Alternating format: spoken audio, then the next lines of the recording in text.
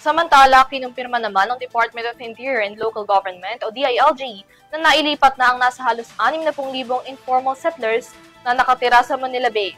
Sabi ng DILG, ligtas na mga ito at nasa housing project na sa ilalim ng pamahalaan. Narito ang report mula kay Criza Lopez.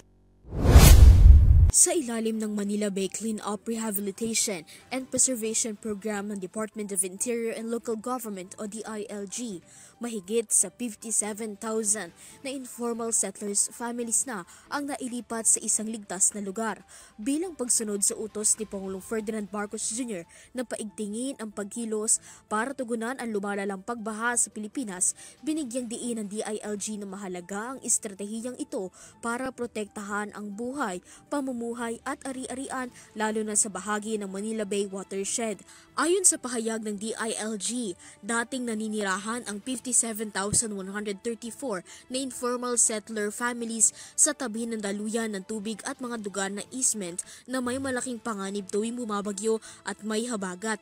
Tagumpay na nailipat ng DILG sa tulong ng mga lokal na pamahalaan ang mga pamilya mula sa Manila Bay watershed sa mga housing unit na pagmamayari ng gobyerno. Batay sa datos ng ahensya, 23.93% ng 238,747 na informal settlers family ang nailipat na ng lugar, kung saan Metro Manila ang may pinakamalaking nailipat na ISF sa ligtas na lugar na may 36.56% habang 61 na LGUs ang nakakompleto ng pagtatayo ng socialized housing projects. 52 housing units ang nasa ilalim pa ng konstruksyon, 90 pa ang nasa proseso ng proposal.